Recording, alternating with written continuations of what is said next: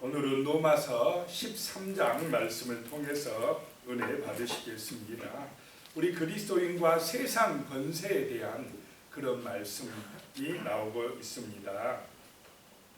1절에 보시면요, 각 사람은 위에 있는 권세들에게 복종하라. 권세는 하나님으로부터 나지 않음이 없나니 모든 권세는 다 하나님께서 정하신 바라. 세상의 권세의 원천이 하나님이시다라고 하는 것입니다. 그러므로 세상의 권세자들은 하나님을 의식하고 공의로서 온전하게 다스려야 된다라고 하는 것입니다. 그 권세가 영원한 권세가 아니고 하나님이 주시는 권세라는 걸 알고 그 권세가 있는 동안에 정말 하나님을 기억하고 온전하게 나라를 다스려야 된다라고 하는 것입니다. 그러므로 또 우리 각 사람은 위에 있는 권세에 복종하라라고 하는 것입니다. 그 권세는 하나님에게서 나지 않는 것이 없다라고 하는 것입니다. 하나님이 정하셨다. 정하실 때까지는 그 권세자가 통치하게 된다라고 하는 것입니다. 2절에 보니까요, 그러므로 권세를 거스리는 자는 하나님의 명을 거스림이니 거스리는 자들은 심판을 자취하리라. 그 권세를 하나님이 주셨으니까 그 나라 안에 살 때는 그 권세가 있는 동안에는 권세에 복종하며 살아라. 그래야 삶이 평안할 것이다 라고 하는 것입니다. 그 권세의 명을 거스름은 하나님의 명을 거스림이니 심판을 자취하리라 라고 하는 것입니다. 그 권세자가 하나님의 말씀에 대적하고 하나님을 섬기지 못하게 할 그런 그 자기를 세운 그 하나님을 대적하고 하나님 못 섬기게 하는 것 외에는 그 권세자 아래서 그 나라의 법을 지키고 살아가라라고 하는 것입니다. 3절에요. 다스리는 자들은 선한 일에 대하여 두려움이 되지 않고 악한 일에 대하여 대나니 내가 권세를 두려워하지 아니하려느냐. 선을 행하라. 그리하면 그에게 칭찬을 받으리라. 권세는 권선징악을 행한다라고 하는 것입니다. 선한 일에 대해서는 상을 내리고 악한 일에 대해서는 벌을 내리는 것이 권세다라고 하는 것입니다. 그래서 그 권세를 두려워하고 선을 행하기에 힘쓰라라고 하는 것입니다. 대부분의 사람들은 이 마음의 양심을 가지고 있습니다. 그 양심에 선과 악을 분별할 수 있는 능력이 있습니까? 없습니까? 있습니다. 교회 안 다니고 하나님 안 믿는다고 하는 사람도요, 선한 일, 착한 일, 좋은 일에 대해서는 잘했다고 합니다. 그거는 좋다고 평가를 합니다. 그러나 죄짓고 정말 나쁜 짓 하고 악한 짓 하면은 그 양심에 이거는 나쁜 거야 하고 같이 안 좋다고 평가를 하는 것입니다. 세상 권력자가 그렇다라고 하는 것입니다. 하나님께서는 우리 마음속에 양심을 심어 놓으시고 선과 악을 분별할 수 있게 했다는 것입니다. 자, 4절에요. 그는 하나님의 사역자가 되어 내게 선을 베푸느니라. 그러나 내가 악을 행하거든 두려워하라. 그가 공연히 칼을 가지지 아니하였으니 곧 하나님의 사역자가 되어 악을 행하는 자에게 진노하심을 따라 보응하는 자니라. 이 당시 지금 사도 바울 시대에 이스라엘 나라뿐만 아니라 그 많은 나라들이 어떤 나라에 지금 통치 아래 있습니까? 로마라고 하는 대제국의 통치 아래 있습니다. 엄청나게 큰 대제국이 바로 로마 제국입니다. 그래서 로마 황제가 다스리고 있는 시절입니다. 그런데 이 지금 사도 바울은 그 로마 황제라도 총독이라도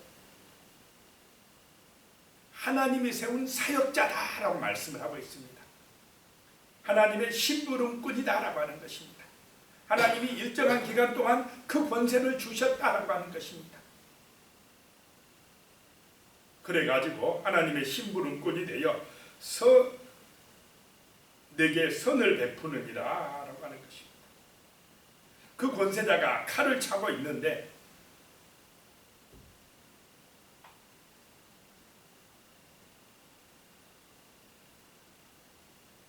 그 칼은 악한 일을 하는 사람에 대해서 보응하려고 찬 권세다라고 하는 것입니다. 5절에 그러므로 복종하지 아니할 수 없으니 진노 때문에 할 것이 아니라 양심을 따라 할 것이라. 자, 양심을 따라 정말 선을 행하고 착한 일을 하고 온전하게 살아가라라고 하는 것입니다. 그렇지 않으면 진노하심을 따라 보응받으리라 라고 하는 것입니다. 그러니까 이거 세상의 권세, 이 나라와 그리스도인의 관계를 어떻게 해야 될 거냐라고 하는 것입니다. 세상의 권세자도 그 사람이 대통령인데 예수를 안 믿어도 그 권세를 주신 분이 누구라는 것입니까? 하나님이시다라고 하는 것입니다. 그래서 그 권세 아래 살아갈 때는 그 권세를 인정하고 복종하는 삶을 살라라고 하는 것입니다. 이것이 기독교인과 국가에 대한 관계라는 것입니다. 세금 낼 것은 내고 그 나라의 법은 지키고 그렇게 살아가라라고 하는 것입니다. 6절에 너희가 조세를 바치는 것도 이로 말미암음이라. 그들이 하나님의 일꾼이 되어 바로 이 일에 항상 힘쓰니라. 조세를 바치는 것도 세금 내는 것도 그렇게 하고, 근데 국가에 대한 세금도 어떻게 내라는 것입니까? 정직하게 온전하게 내라라고 하는 것입니다. 그 국가의 법도 지키는 것도 양심에 따라 온전하게 하라라고 하는 것입니다.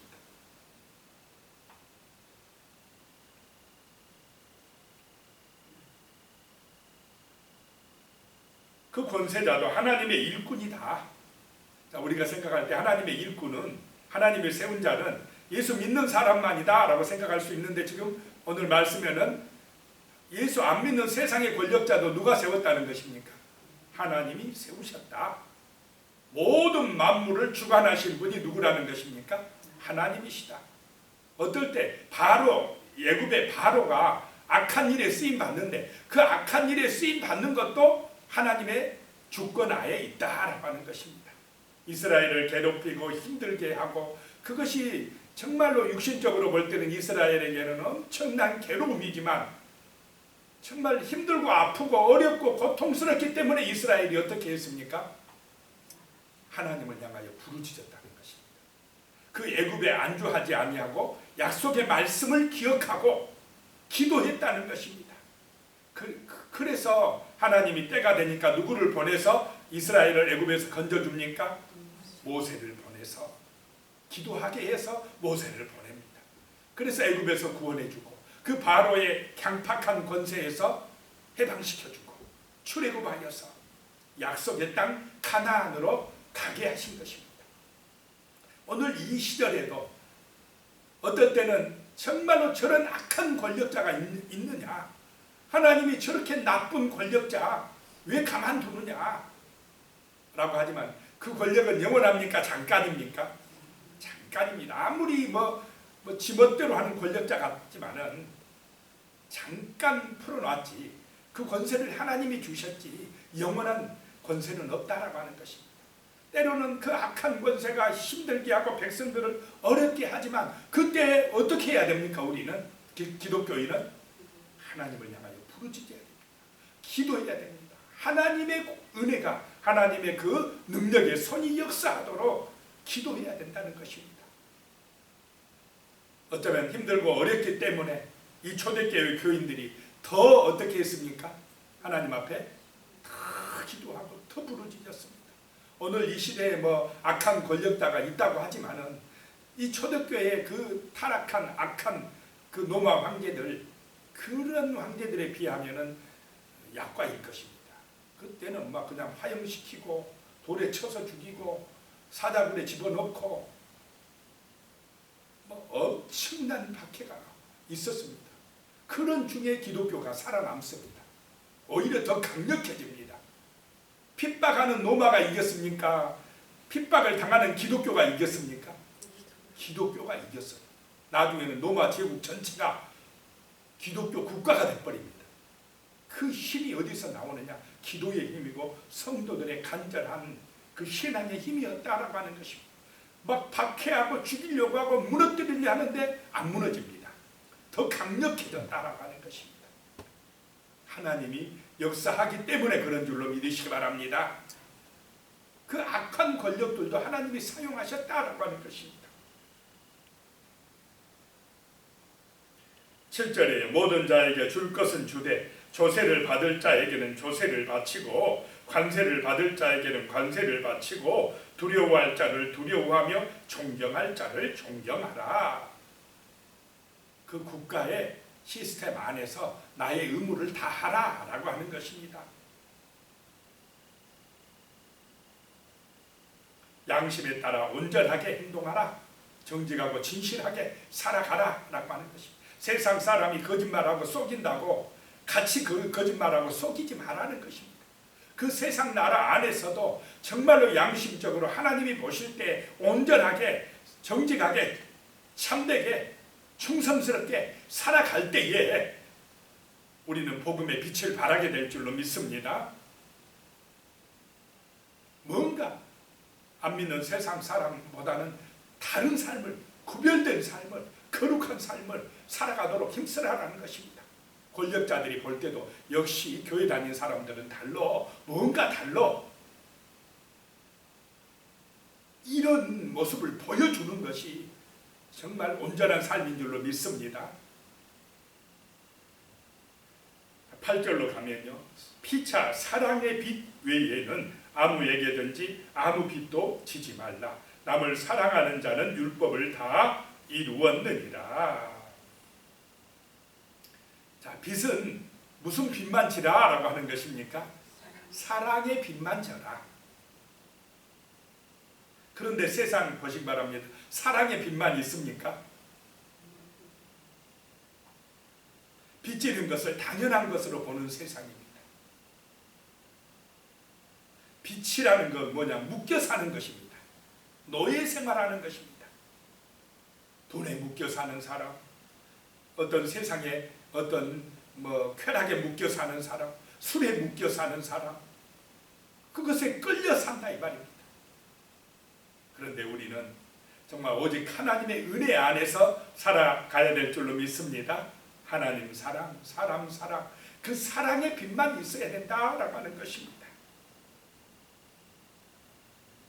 사랑의 빛은 질 수밖에 없습니다. 우리가 부모의 사랑의 빛을 지고 선생님의 사랑의 빛을 지고 하나님의 사랑의 빛을 질 수밖에 없습니다. 그 은혜로 사는 것입니다. 그러면 우리가 못 갚으면 누구에게 갚아야 됩니까? 부모의 받은 사랑은 자식에게 갚는 것입니다. 하나님의 그 받은 사랑은 이웃에게 갚아야 되는 것입니다. 우리가 하나님한테 빚을 갚을 수 있겠습니까? 이웃에게, 이웃을 사랑하는 것이, 그것이 바로 하나님 사랑이 되어지는 것입니다. 9절입니다. 간음하지 말라, 살인하지 말라, 도둑질하지 말라, 탐내지 말라 한 것과 그 외에 다른 계명이 있을지라도 내 이웃을 내 자신과 같이 사랑하라 하신 그 말씀 가운데 다 들었느니라. 사랑하면 다 되는 것입니다. 이웃을 사랑하면 온전해지는 것입니다. 하나님을 사랑하고 이웃을 사랑하면 강도질 하라고 해도 합니까? 안 합니까? 도둑질 안 합니다. 율법, 법 지켜라 지켜라 지켜라 한다고 해서 지켜지는 것이 아니고 정말로 우리 마음에 하나님의 사랑이 들어오면, 이웃 사랑이 들어오면 법이 저절로 양심적으로 지켜지는 줄로 믿습니다. 그냥 왜 안 지키냐고 막 감옥에 넣고 벌 주고 그렇게 해서 지켜지는 것이 아니고 정말로 우리 마음에 이 사랑이 들어오면 세상은 아름다워진다라고 하는 것입니다. 사랑하는데 어떻게 도둑질 합니까? 사랑하는데 탐냅니까? 자기만 생각하는 욕심, 탐욕에 가득한 사람이 되겠습니까? 가진 것을 불쌍한 사람에게 나눠주려고 하는데 어떻게 욕심 있는 사람이 됩니까? 교만한 사람이 될 수가 있겠습니까? 사랑하면 겸손한 사람이 되어진다는 것입니다. 10절에요. 사랑은 이웃에게 악을 행하지 아니하나니 그러므로 사랑은 율법의 완성이니라. 사랑이 있으면, 이 십자가의 사랑을 알면, 하나님의 그 놀라운 사랑을 깨닫고 그 은혜를 알면 악을 행하지 않는다라고 하는 것입니다. 하나님 모르니까, 자기 중심이니까, 자기 영광만을 위해서 욕심 부리고 쾌락을 추구하고 음란한 데 빠지고 그렇게 악에 물들어간다라고 하는 것입니다. 이게 하나님 모르는 사람들의 모습입니다. 사랑은 율법의 완성이다. 하나님 사랑하면 모든 법을 완성하는 것입니다. 그 은혜로 우리는 제사함 받고 하나님의 자녀 되고 구원받는 백성이 된 줄로 믿습니다. 하나님은 사랑이시다는 것입니다. 11절이에요. 또한 너희가 이 시기를 알거니와 자다가 깰 때가 벌써 되었으니 이는 이제 우리의 구원이 처음 믿을 때보다 가까웠습니다. 이 시기를 알거니와, 이 시기가 언제냐? 바로 지금입니다. 예수님 오시기 이전, 재림하시기 전의 세상, 바로 지금입니다. 물론 바울 시대에 그때도 이 시기고 오늘 우리 시대도 이 시기입니다. 이 시기를 알거니와 자다가 깰 때가 벌써 되었으니, 예수님 맞을 준비를 할 때가 되었으니 이제 우리의 구원이 처음 믿을 때보다 가까웠습니다. 2000년 전에 바울이 이렇게 이야기했는데 지금은 얼마나 더 가까워졌겠습니까? 신랑 맞을 준비해라. 정신을 차리고 깨어 있어라. 세상 욕심에, 육신의 욕망에 크게 눈이 어두워가지고 어둠에 갇혀서 살지 말아라, 이 말입니다. 영원한 그 나라에 갈 준비를 하며 살아가라는 것입니다. 이 시기는 잠깐이다 라고 하는 것입니다. 육신 살아있을 동안에 우리는 깨어서 정신 차리고 주님 맞을 준비를 해야 될 줄로 믿습니다. 가깝다는 것입니다. 주님 오실 날이 가깝다는 것입니다. 12절에 밤이 깊고 낮이 가까웠으니 그러므로 우리가 어둠의 일을 벗고 빛의 갑옷을 입자. 밤이 깊었으니 이제 새벽이 가까워 오고 있다라고 하는 것입니다. 이렇게 제약이 많고 세상이 타락할수록 빛이 되신 예수가 오실 날이 가깝다라고 하는 것입니다. 그러므로 어둠의 일을 벗고 제약된 생활을 벗고 빛의 갑옷을 입자. 그리스도로 옷 입자라고 하는 것입니다. 13절에요. 낮에와 같이 단정히 행하고 방탕하거나 술 취하지 말며 음란하거나 호색하지 말며 다투거나 시기하지 말고 낮에와 같이 옷을 단정히 입고 온전한 삶을 살아라는 것입니다. 어둠의 밤 깜깜할 때 같이 타락하지 말라라고 하는 것입니다. 하나님 없는 세상, 그런 세상, 그런 길로 가지 말라는 것입니다. 자, 하나님 안 믿고 자기 마음대로 사는 세상 사람들의 길은 어떻습니까? 거룩합니까? 빛을 따릅니까? 방탕하고 술 취하고 음란하고 호색하고 다투고 시기하고 이런 세상이 됩니까? 안 됩니까? 그런데 따라가지 마라. 그렇게 살지 마라 이 말입니다. 기독교인은 구별되어야 한다. 그런 길은 망하는 길이다. 심판의 길이다. 지옥의 길이다 라고 하는 것입니다. 14절에요. 오직 주 예수 그리스도로 옷 입고 정욕을 위하여 육신의 일을 도모하지 말라. 정욕대로 살지 마라. 이 세상 잠깐이다. 예수 그리스도를 본받아 살아가라. 어제 말씀처럼 너희 몸을 하나님이 기뻐하시는 거룩한 산 제물로 드리라. 이 세대를 본받지 말고 오직 마음을 새롭게 함으로 변화를 받아 하나님의 선하시고 기뻐하시고 온전하신 뜻이 무엇인지 분별하도록 하라. 그것이 뭐라고 그랬습니까? 너희가 드릴 영적 예배니라 라고 말씀하셨습니다. 정말 이런 구별된 삶, 거룩한 삶을 살아가야 될 줄로 믿습니다. 기도하겠습니다. 하나님 아버지, 참으로 우리가 하나님의 권세를 인정하고 비록 이 땅의 나라를 살아가고 있지만은 우리의 원적지는 하나님의 나라라는 사실을 기억하고 세상 사람들이 살아가는 그런 어둠의 일을 따라가지 말게 하시고 빛의 옷을 입고 주 예수를 본받아서 온전한 삶, 거룩한 삶을 살아갈 수 있도록 인도하여 주시고 축복하여 주시옵소서. 예수님의 이름으로 기도드리오며 이제는 우리 주 예수 그리스도의 은혜와 하나님 아버지의 무한하신 사랑과 성령님의 교통하시고 함께하시고 도우시는 은혜가 영원히 함께하시기를 축원하옵나이다. 아멘.